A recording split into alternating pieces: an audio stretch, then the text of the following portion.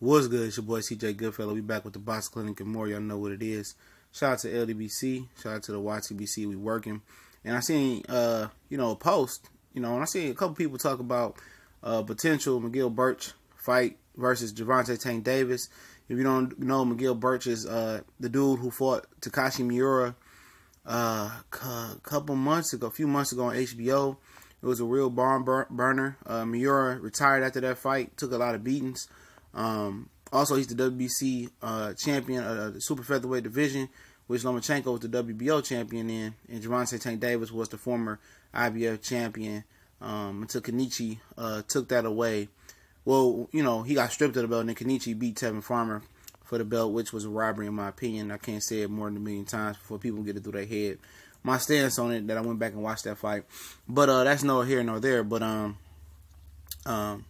did a lot of film study on Berch, and I've done some film study on Gervonta Tank Davis in the past. I didn't think Davis was ready for a guy like Jose Pedraza, and he showed a lot of different styles and beating the crap out of Pedraza. Berch was a guy who did lose.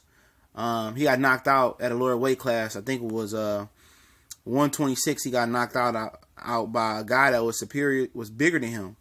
He was a guy, I can't remember his name. He ended up moving up to 135 pounds and looked just as big as Jamar Heron, and Jamar Heron beat him.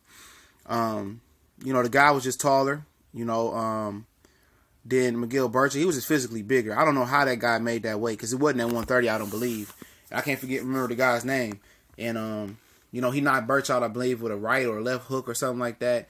And Miguel Berch had to be, if I remember the tape right, he was the guy made him the aggressor, I believe. And while Berch was trying to be aggressive, he got caught, if my memory serves me correctly. And Berch is more of a guy who's a boxer puncher who keep you at the end of his punches.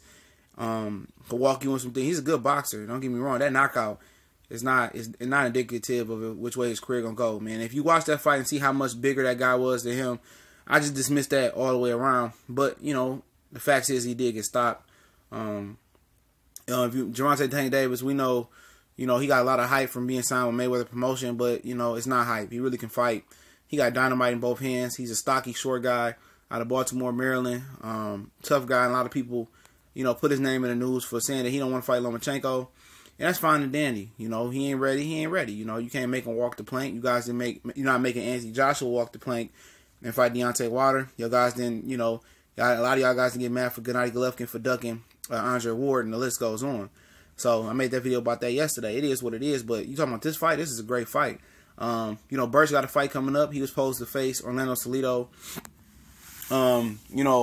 That's the same night as Rigondeaux Lomachenko. Somehow the fight fell apart. I heard a promoter blame HBO for the fight falling apart.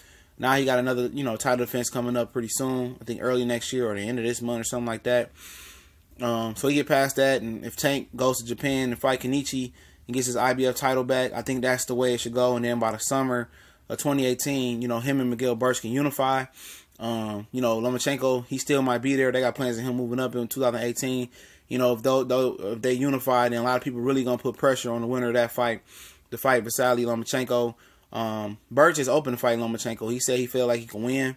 We know Tank's stance on it is a little bit different. We know Tank is a lot greener than Berch as far as professional fights and experience and world championship fights, I believe. Berch might have a little bit edge on that, but Berch is smaller. Talking about, how the fight will go. Berch will have to box Gervonta Tank Davis. I'm not sure if Miguel Berch has fought somebody that's as athletic as Gervonta Tank Davis, but I'm sure of it that Tank Davis hasn't fought anybody that's the level of masterclass boxer that Berch is, in my opinion. It'll be a nice fight, but people forget that Tank can really box and move his head and use his shoulder roll and got good defense and can box as well. And I think Tank being able to punch with two hands will be the difference. We know Takashi Miura was a southpaw, and he was hurting Miguel Berch a lot.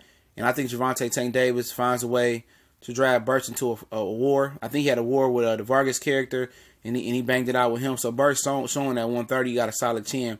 But I just think Gervonta Tank Davis' speed and the velocity and his natural punching power in both hands may be a lot for Miguel Berch down the stretch. I can see Berch being up on the scorecards and Tank, just catching them clean with some hard punching stuff.